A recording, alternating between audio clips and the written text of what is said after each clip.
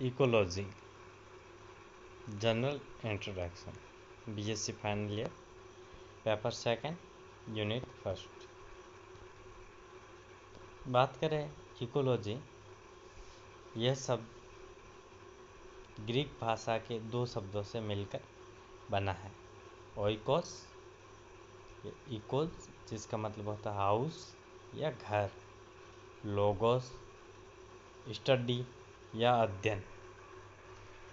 Ecology या पारिस्थितिकी word का सबसे पहले प्रयोग रीटर नामक वैज्ञानिक ने 1868 में किया तथा अर्नेस्ट हैकल ने इस शब्द की 1869 के अंदर पूर्ण रूप से व्याख्या की और परिभाषा दी थी। कई किताबों के अंदर हैकल ने इकोलॉजी वर्ड दिया, ये लिखा जाता है। इकोलॉजी क्या है, हम बात करें तो सजीव का अपने जैविक और अजैविक वातावरण के साथ होने वाला इंटरेक्शन है, उसे इकोलॉजी कहते हैं। अब जैविक किसे कहते हैं या जैविक कारक क्या है? पादप और जंतु यानी जो जिंदा है वो जैविक, और अजैविक के अंदर भौतिक कारक मृदा, जल, वायु, टेम्परेचर, बारिश सभी। तो इकोलॉजी की बात करें तो इकोलॉजी यानी किसी सजीव का अपने जैविक और अजैविक वातावरण के साथ होने वाले इंटरेक्शन को हम विज्ञान की जिस शाखा के अंदर पढ़ते हैं उसे इकोलॉजी कहते हैं। परिभाषा की बात करें, अर्नेस्ट हैकल ने 1869 में बताया कि किसी भी जंतु के संपूर्ण कार्बनिक और अकार्बनिक वातावरण के आपसी संबंधों को पर्यावरण कहते हैं। चार्ल्स एल्टन ने 1927 के अंदर बताया कि वैज्ञानिक प्राकृतिक अध्ययन को ही पर्यावरण कहा जाता है। टेलर नामक वैज्ञानिक ने 1936 के अंदर बोला कि समस्त जीवधारी तथा उनके वातावरण के बीच होने वाले इंटरेक्शन का अध्ययन पर्यावरण के अंदर किया जाता है। अली ने 1949 के अंदर बताया और परिभाषा दी कि पारिस्थितिकी विज्ञान उस विज्ञान को कहते हैं जिसमें मोटे तौर पर हम जीवधारियों और उनके पर्यावरण, जिसमें सभी भौतिक व जीवित वातावरण सम्मिलित हैं, के आपसी आदान प्रदान की प्रक्रिया तथा विभिन्न जातियों के अंतर एवं अंतर्जातीय संबंधों का अध्ययन करते हैं। इस प्रकार अलग अलग वैज्ञानिकों ने अलग अलग परिभाषाएं दी। जैसे फिलिप हैंडलर नामक वैज्ञानिक ने 1970 में बोला, पारिस्थितिकी जीवों तथा उनके पर्यावरण से संबंधों का विज्ञान है। टुर्क एवं विट्स ने 1972 के अंदर बोला, जीवित तंत्रों तथा पर्यावरण के बीच के संबंधों का अध्ययन पारिस्थितिकी विज्ञान है। टेलर ने 1936 में बोला, पारिस्थितिकी सभी जीवों के समस्त पर्यावरण के साथ सारे संबंधों का अध्ययन ही विज्ञान है। जीवों अथवा जीव समूहों के अपने पर्यावरण से संबंधों का अध्ययन ही पारिस्थितिकी कहलाता है। जीवित वस्तुओं के परस्पर अंतर्जातीय तथा अंतर्जातीय संबंधों तथा उनके भौतिक पर्यावरण के साथ संबंधों का अध्ययन ही पारिस्थितिकी कहलाता है। पौधों तथा प्राणियों के अपने चारों ओर के पर्यावरण के साथ संबंधों का अध्ययन ही पारिस्थितिकी विज्ञान है। चूँकि पारिस्थितिकी जीव समूहों के जैविक अध्ययन तथा स्थलों, समुद्रों तथा अलवणीय जल के पर्याक्रात्मक प्रक्रमों से विशेष रूप से संबंधित है। अतः इसकी परिभाषा इस प्रकार दी जा सकती है, जो कि सर्वमान्य परिभाषा है। प्रकृति की संरचना तथा कार्यों का अध्ययन ही पारिस्थितिकी है।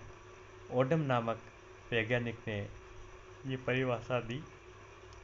आप इकोलॉजी की बुक्स में अगर सबसे अच्छी बुक्स देखेंगे तो वो ओडम की लिखी भी आती है। प्रकृति की संरचना तथा उसके कार्यों का अध्ययन ही पारिस्थितिकी कहलाता है। संक्षेप में पारिस्थितिकी को पर्यावरण जीव शास्त्र भी कह सकते हैं। 20वीं शताब्दी के चैम्बर शब्दकोश 1972 में जो परिभाषा दी गई उसको संक्षेप में इस तरीके से समझ सकते हैं। पारिस्थितिकी विज्ञान के माध्यम से जीवधारियों और उनके वातावरण का आपसी संबंध और प्रभाव का अध्ययन किया जाता है। 1896 में श्रोटर नामक साइंटिस्ट ने इकोलॉजी में दो नए शब्दों ऑर्टिकोलॉजी तथा सिनेकोलॉजी को जोड़ा।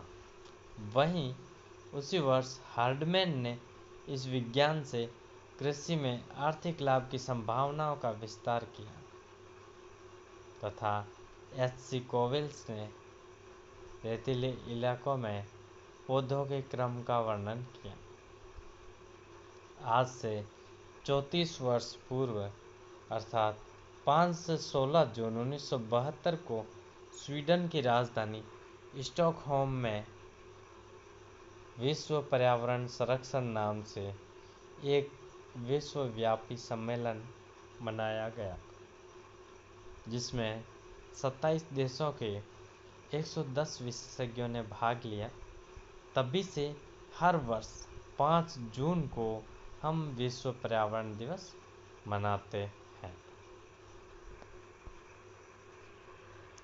पारिस्थितिकी की मुख्य शाखाएं या सब डिवीज़न की बात करें तो इसको दो भागों में बांटते हैं। स्वपारिस्थितिकी ऑर्टिकोलॉजी और सिन पारिस्थितिकी।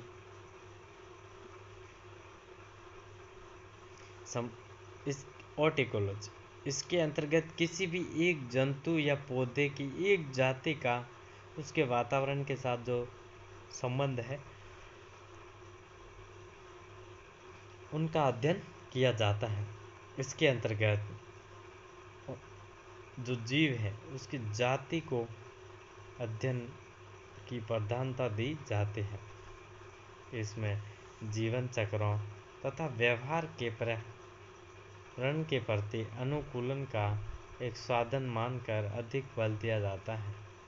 इस प्रकार यदि हम एक इमली के वृक्ष या सामान्य रूप में इमली के वृक्षों या एक मयूर या सभी मयूरों के पर्यावरण के साथ संबंधों का अध्ययन करते हैं तो इसे अध्ययन की स्वपारिस्थितिकी विधि या मार्ग कहते हैं। समपारिस्थितिकी या सिनेकोलॉजी इसके अंतर्गत किसी एक विशेष वातावरण में निवास करने वाले सभी जीव जंतुओं और पौधों के समुदायों का एक साथ अध्ययन किया जाता है।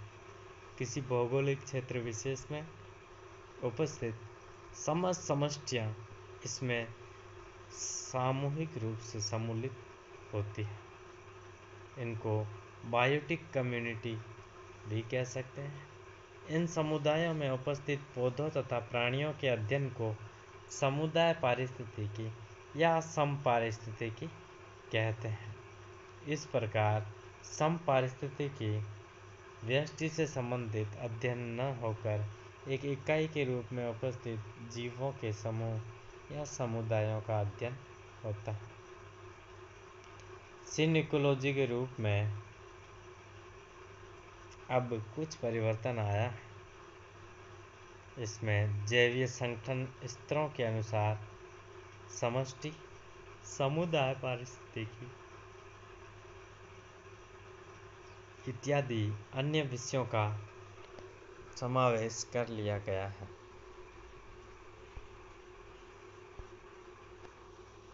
पारिस्थितिकी की आगे बात करें,